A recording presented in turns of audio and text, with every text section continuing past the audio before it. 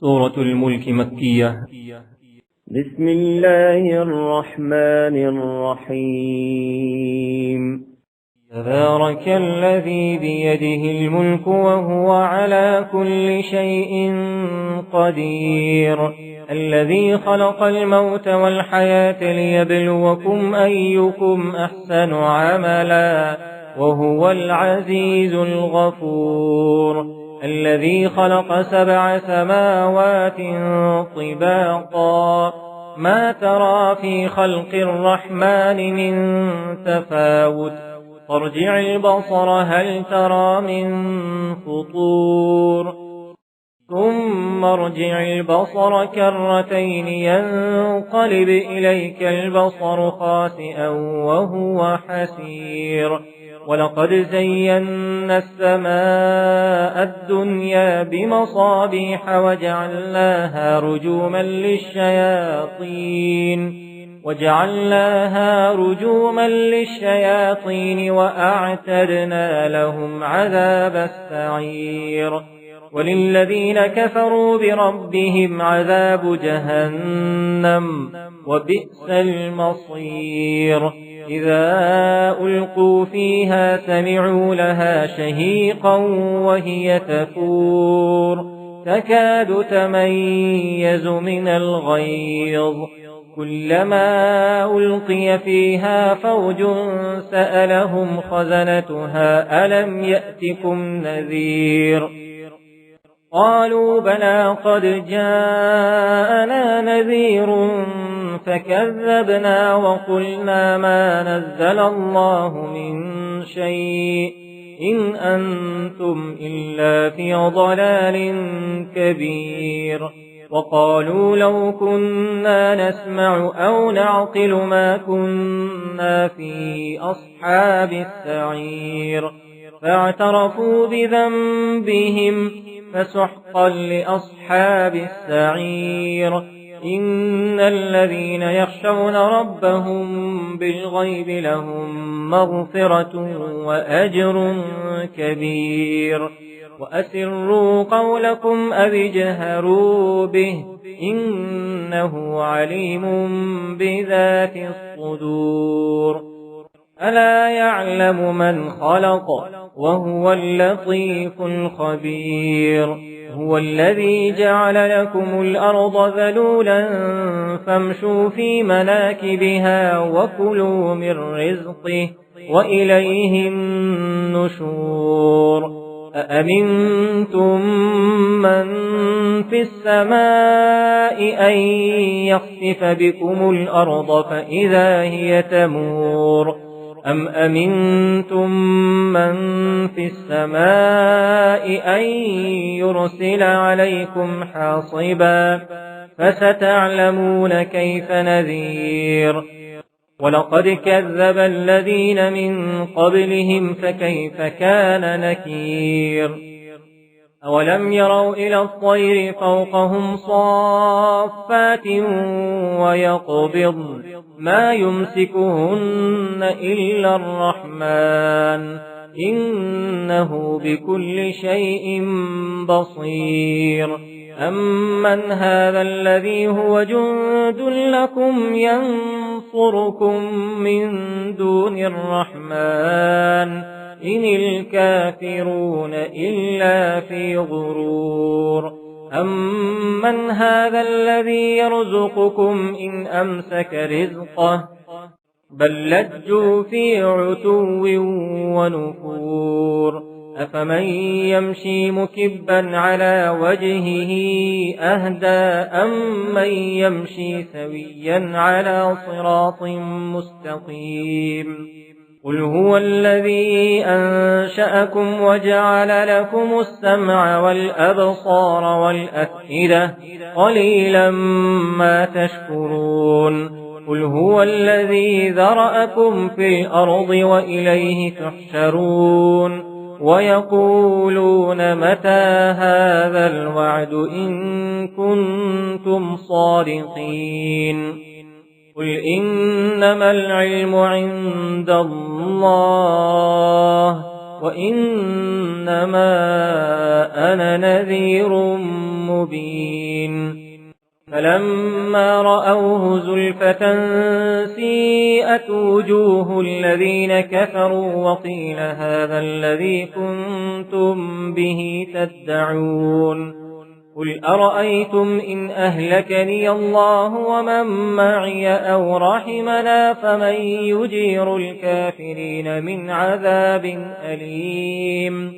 قل هو الرحمن آمنا به وعليه توكلنا فستعلمون من هو في ضلال مبين قل أرأيتم إن أصبح ماؤكم غورا فمن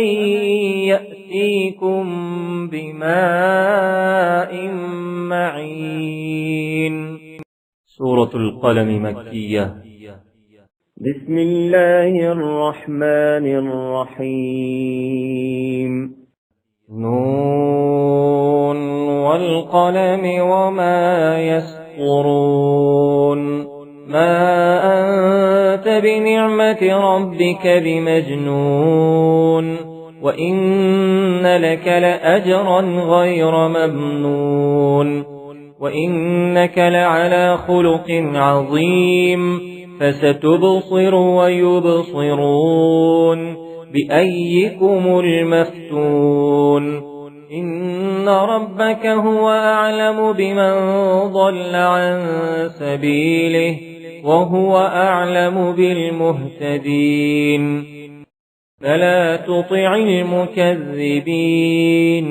ودوا لو تدهن فيدهنون ولا تطع كل حلاف مهين هماز مشاء بنميم مناع للخير معتد أثيم عتل بعد ذلك زنيم أن كان ذا مال وبنين إذا تتلى عليه آياتنا قال أساطير الأولين سنسمه على الخرطوم إنا بلوناهم كما بلونا أصحاب الجنة إذ أقسموا ليصرمنها مصبحين ولا يستثنون فطاف عليها طائف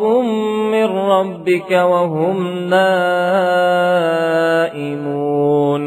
فأصبحت كالصريم فتنادوا مصبحين أن اغدوا على حرثكم إن كنتم صارمين فانطلقوا وهم يتخافتون ألا يدخلنها اليوم عليكم مسكين وغدوا على حرد قادرين فلما رأوها قالوا إنا لضالون بل نحن محرومون قال أوسطهم ألم أقل لكم لولا تسبحون قالوا سبحان ربنا إنا كنا ظالمين فأقبل بعضهم على بعض يتلاومون قالوا يا ويلنا إنا كنا طاغين عسى ربنا أن يبدلنا خيرا منها إنا إلى ربنا راغبون كذلك العذاب ولعذاب الآخرة أكبر لو كانوا يعلمون إن للمتقين عند ربهم جنات النعيم أفنجعل المسلمين كالمجرمين ما لكم كيف تحكمون أم لكم كتاب فيه تدرسون إن لكم فيه لما تخيرون أم لكم أيمان علينا بالغة إلى يوم القيامة إن لكم لما تحكمون سلهم أيهم بذلك زعيم أم لهم شركاء فليأتوا بشركائهم إن كانوا صادقين يوم يكشف عن ساق ويدعون إلى السجود فلا يستطيعون خاشعة أبصارهم ترهقهم ذلة وقد كانوا يدعون إلى السجود وهم سالمون فذرني ومن يكذب بهذا الحديث سنستدرجهم من حيث لا يعلمون وأملي لهم إن كيدي متين أم تسألهم أجرا فهم من مغرم مثقلون أم عندهم الغيب فهم يكتبون أصبر لحكم ربك ولا تكن كصاحب الحوت إذ نادى وهو مكظوم لولا أن تداركه نعمة من ربه لنبذ بالعراء وهو مذموم فاجتباه ربه فجعله من الصالحين وإن يكاد الذين كفروا ليزلقونك بأبصارهم لما سمعوا الذكر ويقولون إنه لمجنون وما هو إلا ذكر للعالمين. سورة الحاقة مكية. بسم الله الرحمن الرحيم. الحاقة ما الحاقة وما أدراك ما الحاقة كذبت ثمود وعاد بالقارعة فأما ثمود فأهلكوا بالطاغية وأما عاد فأهلكوا بريح صرصر عاتية سخرها عليهم 7 ليال و8 أيام حسوما فترى القوم فيها صرعا كأنهم أعجاز نخل خاوية فهل ترى لهم من باقية وجاء فرعون ومن قبله والمؤتفكات بالخاطئة فعصوا رسول ربهم فأخذهم أخذة رابية إنا لما طغى الماء حملناكم في الجارية لنجعلها لكم تذكرة وتعيها أذن واعية فإذا نفخ في الصور نفخة واحدة وحملت الأرض والجبال فدكتا دكة واحدة فيومئذ وقعت الواقعة وانشقت السماء فهي يومئذ واهية والملك على أرجائها ويحمل عرش ربك فوقهم يومئذ 8 يومئذ تعرضون لا تخفى منكم خافية فأما من أوتي كتابه بيمينه فيقول هاؤم اقرءوا كتابيه إني ظننت أني ملاق حسابيه فهو في عيشة راضية في جنة عالية قطوفها دانية كلوا واشربوا هنيئا بما أسلفتم في الأيام الخالية وأما من أوتي كتابه بشماله فيقول يا ليتني لم أوت كتابيه ولم أدر ما حسابيه يا ليتها كانت القاضية ما أغنى عني ماليه هلك عني سلطانيه خذوه فغلوه ثم الجحيم صلوه ثم في سلسلة ذرعها 70 ذراعا فاسلكوه إنه كان لا يؤمن بالله العظيم ولا يحض على طعام المسكين فليس له اليوم هاهنا حميم ولا طعام إلا من غسلين لا يأكله إلا الخاطئون فلا أقسم بما تبصرون وما لا تبصرون إنه لقول رسول كريم وما هو بقول شاعر قليلا ما تؤمنون ولا بقول كاهن قليلا ما تذكرون تنزيل من رب العالمين ولو تقول علينا بعض الأقاويل لأخذنا منه باليمين ثم لقطعنا منه الوتين فما منكم من أحد عنه حاجزين وإنه لتذكرة للمتقين وإنا لنعلم أن منكم مكذبين وإنه لحسرة على الكافرين وإنه لحق اليقين فسبح باسم ربك العظيم. سورة المعارج مكية.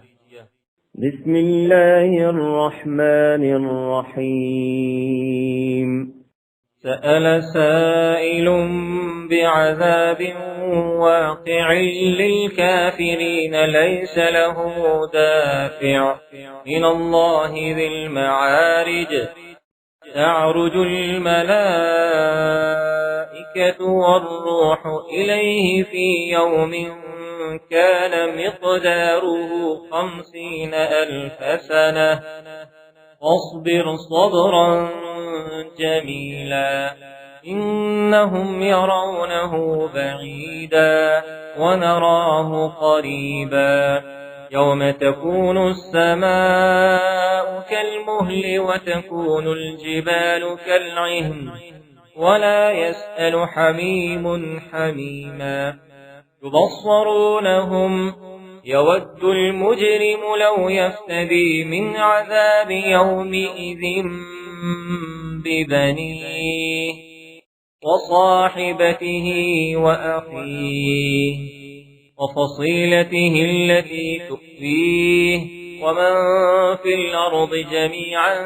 ثم ينجيه كلا إنها لظى نزاعة للشوى تدعو من أدبر وتولى وجمع فأوعى إن الإنسان خلق هلوعا إذا مسه الشر جزوعا وإذا مسه الخير منوعا إلا المصلين الذين هم على صلاتهم دائمون والذين في أموالهم حق معلوم للسائل والمحروم والذين يصدقون بيوم الدين والذين هم من عذاب ربهم مشفقون إن عذاب ربهم غير مأمون والذين هم لفروجهم حافظون إلا على أزواجهم أو ما ملكت أيمانهم فإنهم غير ملومين فمن ابتغى وراء ذلك فأولئك هم العادون والذين هم لأماناتهم وعهدهم راعون والذين هم بشهاداتهم قائمون والذين هم على صلاتهم يحافظون أولئك في جنات مكرمون فما للذين كفروا قبلك مهطعين عن اليمين وعن الشمال عزين أيطمع كل امرئ منهم أن يدخل جنة نعيم ألا إنا خلقناهم مما يعلمون فلا أقسم برب المشارق والمغارب إنا لقادرون على أن نبدل خيرا منهم وما نحن بمسبوقين فذرهم يخوضوا ويلعبوا حتى يلاقوا يومهم الذي يوعدون يوم يخرجون من الأجداث سراعا كأنهم إلى نصب يوفضون خاشعة أبصارهم ترهقهم ذلة ذلك اليوم الذي كانوا يوعدون. سورة نوح مكية. بسم الله الرحمن الرحيم.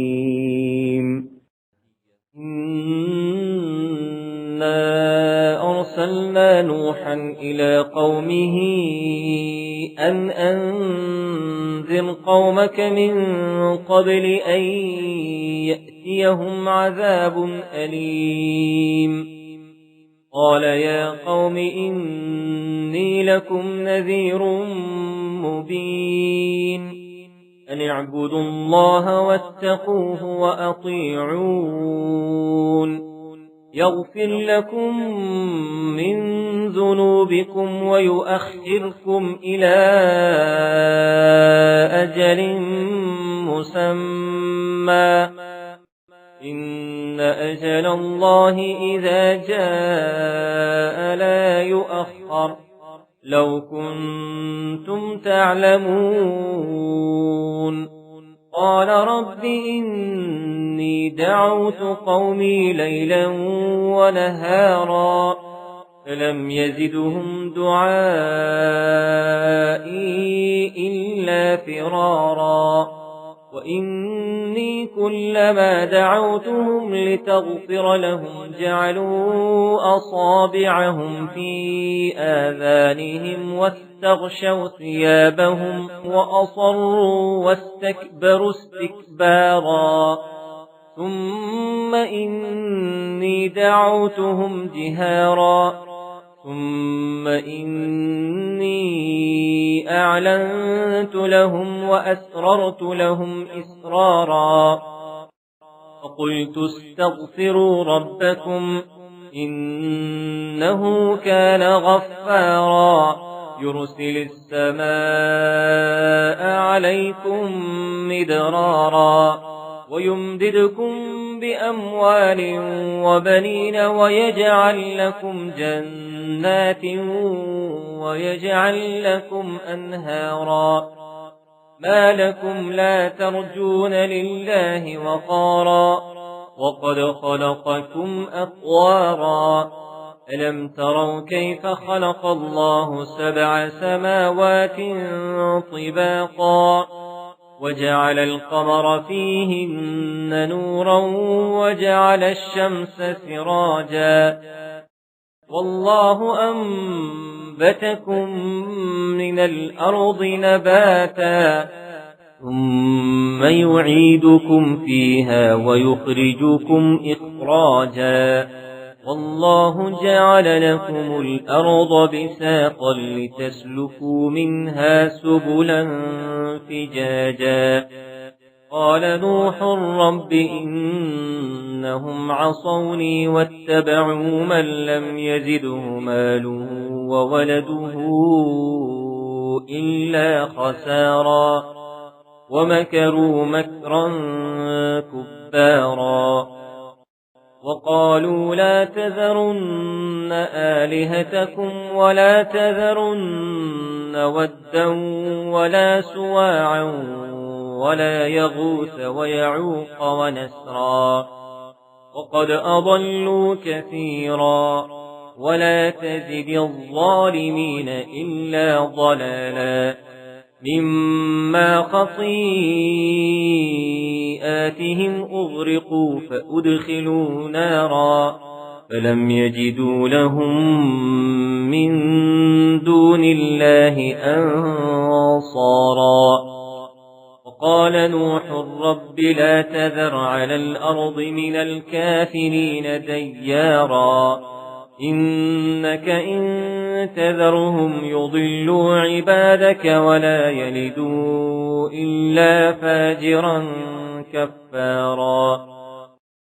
رب اغفر لي ولوالدي ولمن دخل بيتي مؤمنا وللمؤمنين والمؤمنات ولا تزد الظالمين إلا تبارا. سورة الجن مكية. بسم الله الرحمن الرحيم. قل أوحي إلي أنه استمع نفر من الجن فقالوا إنا سمعنا قرآنا عجبا يهدي إلى الرشد فآمنا به ولن نشرك بربنا أحدا وأنه تعالى جد ربنا ما اتخذ صاحبة ولا ولدا وأنه كان يقول سفيهنا على الله شططا وأنا ظننا أن لن تقول الإنس والجن على الله كذبا وأنه كان رجال من الإنس يعوذون برجال من الجن فزادوهم رهقا وأنهم ظنوا كما ظننتم أن لن يبعث الله أحدا وأنا لمسنا السماء فوجدناها ملئت حرسا شديدا وشهبا وأنا كنا نقعد منها مقاعد للسمع فمن يستمع الآن يجد له شهابا رصدا وأنا لا ندري أشر أريد بمن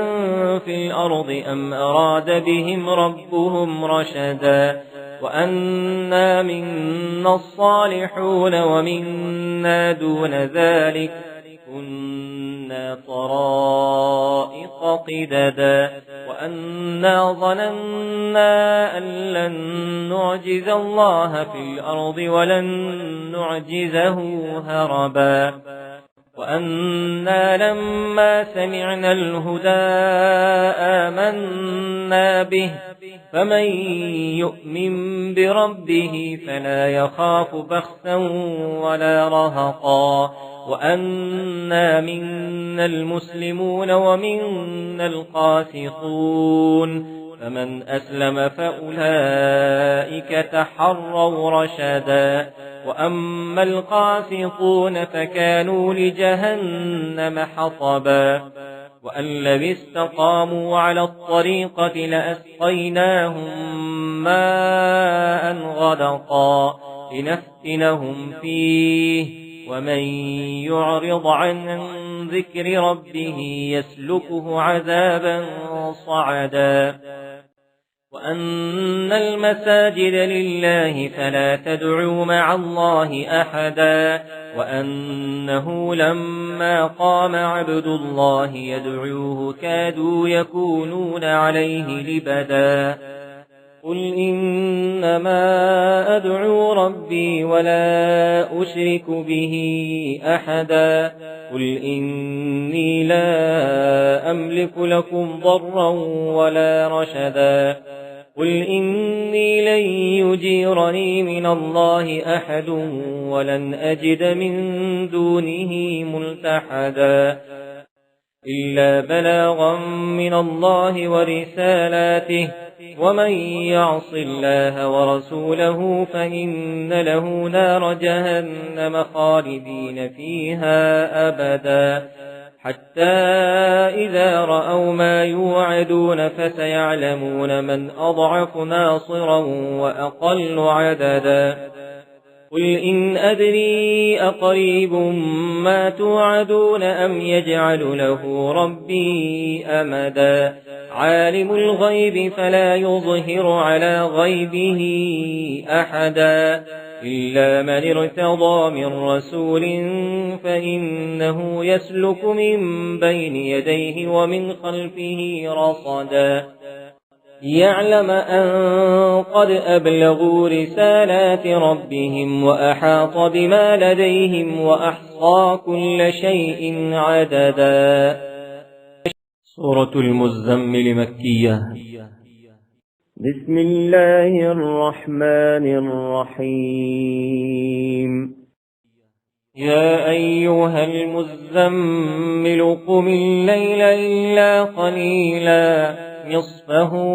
أو انقص منه قليلا أو زد عليه ورتل القرآن ترتيلا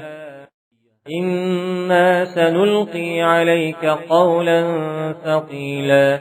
إن ناشئة الليل هي أشد وطئا وأقوم قيلا إن لك في النهار سبحا طويلا واذكر اسم ربك وتبتل إليه تبتيلا رب المشرق والمغرب لا إله إلا هو فاتخذه وكيلا واصبر على ما يقولون واهجرهم هجرا جميلا وذرني والمكذبين أولي النعمة ومهلهم قليلا إن لدينا أنكالا وجحيما وطعاما ذا غصة وعذابا أليما يوم ترجف الأرض والجبال وكانت الجبال كثيبا مهيلا إنا أرسلنا إليكم رسولا شاهدا عليكم كما أرسلنا إلى فرعون رسولا فعصى فرعون الرسول فأخذناه أخذا وبيلا فكيف تتقون إن كفرتم يوما يجعل الولدان شيبا السماء منفطر به كان وعده مفعولا إن هذه تذكرة فمن شاء اتخذ إلى ربه سبيلا إن ربك يعلم أنك تقوم أدنى من ثلثي الليل ونصفه وثلثه وطائفة من الذين معك والله يقدر الليل والنهار علم أن لن تحصوه فتاب عليكم فاقرؤوا ما تيسر من القرآن علم أن سيكون منكم مرضى وآخرون يضربون في الأرض يبتغون من فضل الله وآخرون يقاتلون في سبيل الله وآخرون يقاتلون في سبيل الله فاقرؤوا ما تيسر منه وأقيموا الصلاة وآتوا الزكاة وأقرضوا الله قرضا حسنا وما تقدموا لأنفسكم من خير تجدوه عند الله هو خيرا وأعظم أجرا واستغفروا الله إن الله غفور رحيم. سورة المدثر مكية.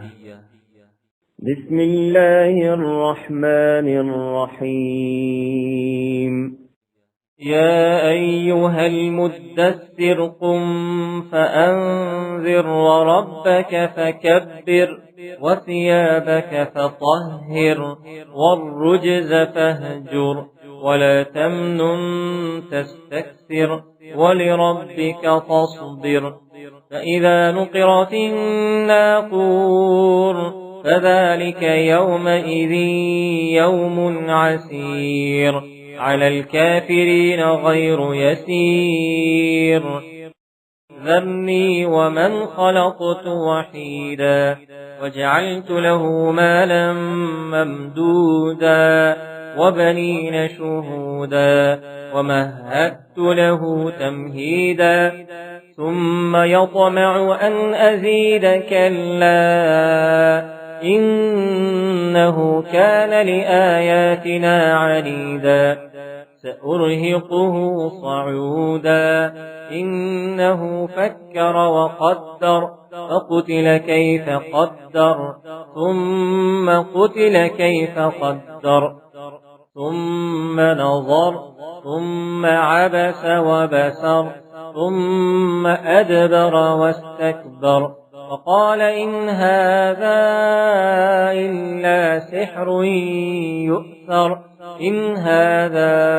إلا قول البشر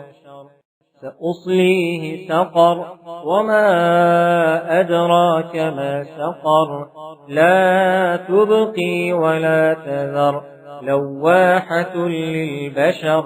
عليها 19 وما جعلنا أصحاب النار إلا ملائكة وما جعلنا عدتهم إلا فتنة للذين كفروا ليستيقن الذين أوتوا الكتاب ويزداد الذين آمنوا إيمانا ولا يرتاب الذين أوتوا الكتاب والمؤمنون وليقول الذين في قلوبهم مرض والكافرون ماذا أراد الله بهذا مثلا كذلك يضل الله من يشاء ويهدي من يشاء وما يعلم جنود ربك إلا هو وما هي إلا ذكرى للبشر كلا والقمر والليل إذ أدبر والصبح إذا أسفر إنها لإحدى الكبر نذيرا للبشر لمن شاء منكم أن يتقدم أو يتأخر كل نفس بما كسبت رهينة إلا أصحاب اليمين في جنات يتساءلون عن المجرمين ما سلككم في سقر قالوا لم نك من المصلين ولم نك نطعم المسكين وكنا نخوض مع الخائضين وكنا نكذب بيوم الدين حتى أتانا اليقين فما تنفعهم شفاعة الشافعين فما لهم عن التذكرة معرضين كأنهم حمر مستنفرة فرت من قسورة بل يريد كل امرئ منهم أن يؤتى صحفا منشرة كلا بل لا يخافون الآخرة كلا إنه تذكرة فمن شاء ذكره وما يذكرون إلا أن يشاء الله هو أهل التقوى وأهل المغفرة. سورة القيامة مكية. بسم الله الرحمن الرحيم. لا أقسم بيوم القيامة ولا أقسم بالنفس اللوامة أيحسب الإنسان أن لن نجمع عظامه فلا قادرين على أن نسوي بنانه بل يريد الإنسان ليفجر أمامه يسأل أيان يوم القيامة فإذا برق البصر وخسف القمر وجمع الشمس والقمر يقول الإنسان يومئذ أين المفر كلا لا وزر إلى ربك يومئذ المستقر ينبأ الإنسان يومئذ بما قدم وأخر بل الإنسان على نفسه بصيرة ولو ألقى معاذيره لا تحرك به لسانك لتعجل به إن علينا جمعه وقرآنه فإذا قرأناه فاتبع قرآنه ثم إن علينا بيانه كلا بل تحبون العاجلة وتذرون الآخرة وجوه يومئذ ناظرة إلى ربها ناظرة ووجوه يومئذ باسرة تظن أن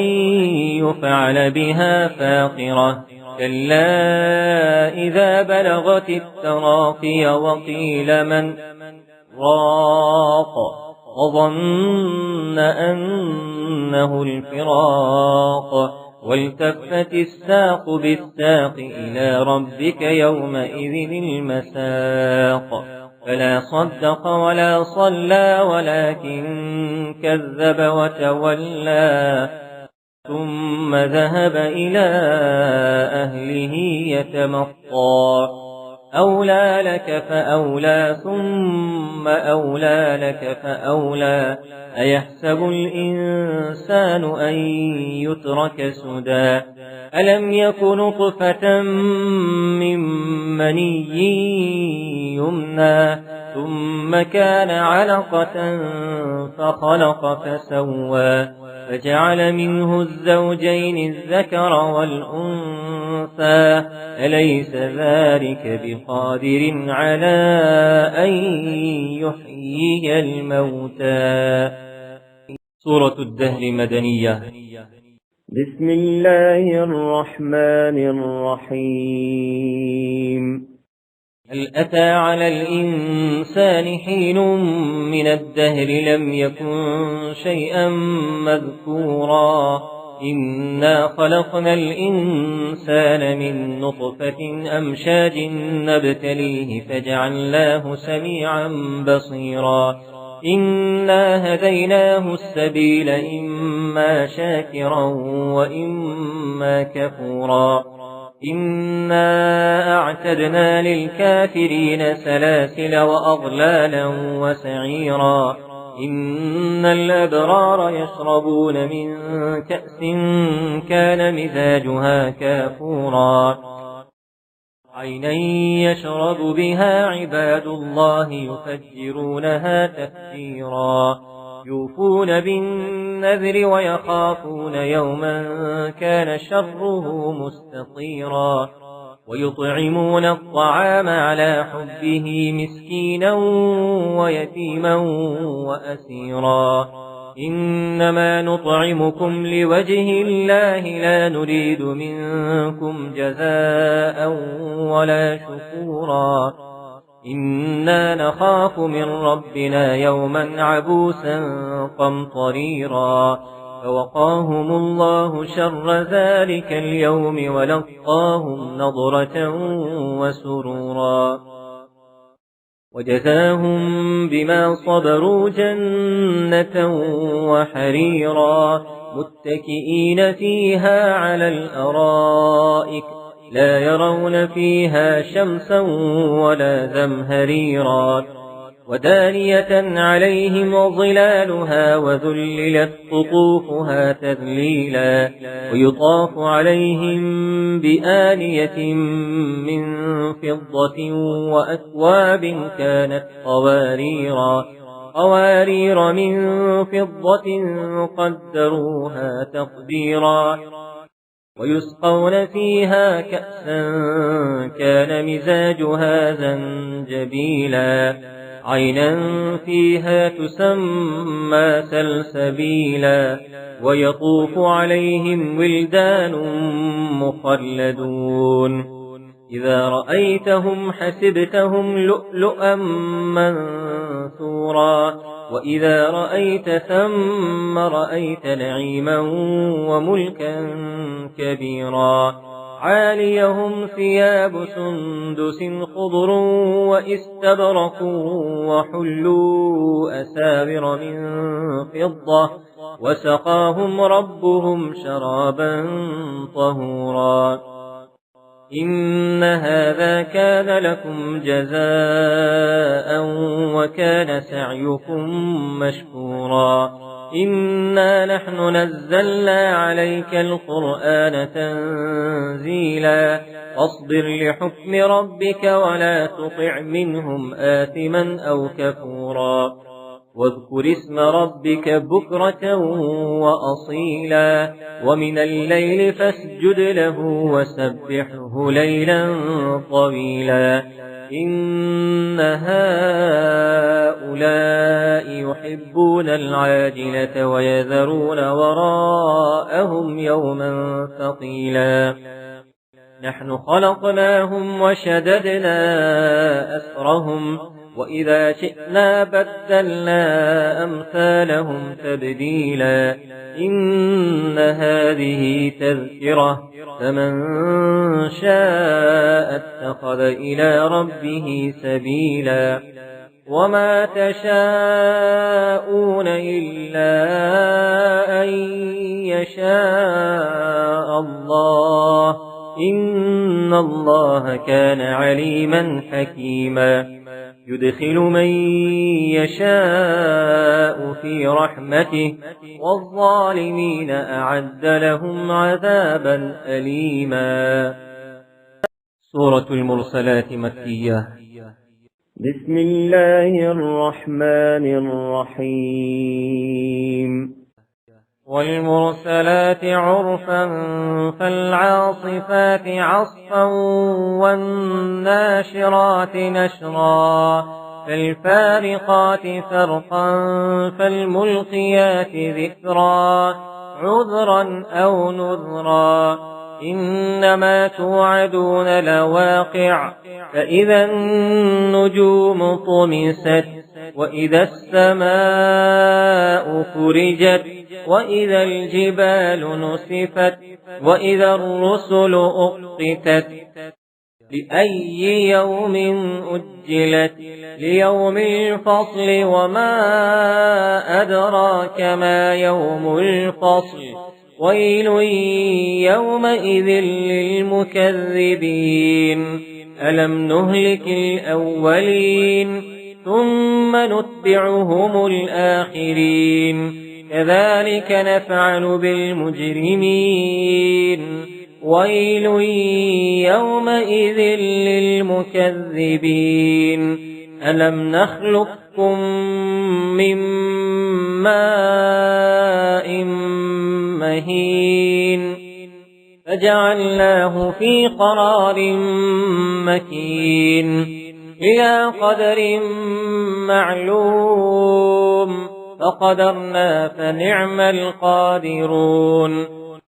ويل يومئذ للمكذبين ألم نجعل الأرض كفاة أحياء وأمواتا وجعلنا فيها رواسي شامخات وأسقيناكم ماء فراتا ويل يومئذ للمكذبين انطلقوا إلى ما كنتم به تكذبون انطلقوا إلى ظل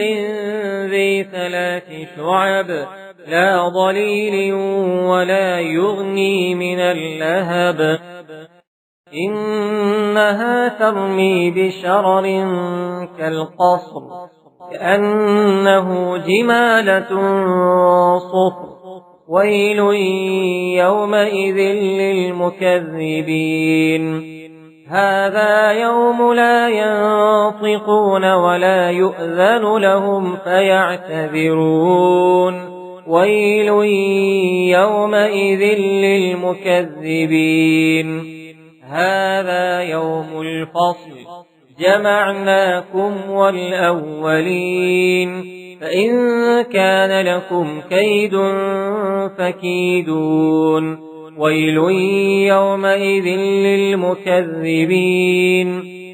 إن المتقين في ظلال وعيون وفواكه مما يشتهون كلوا واشربوا هنيئا بما كنتم تعملون إنا كذلك نجزي المحسنين ويل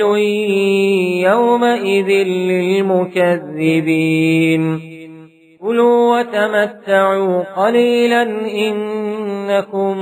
مجرمون ويل يومئذ للمكذبين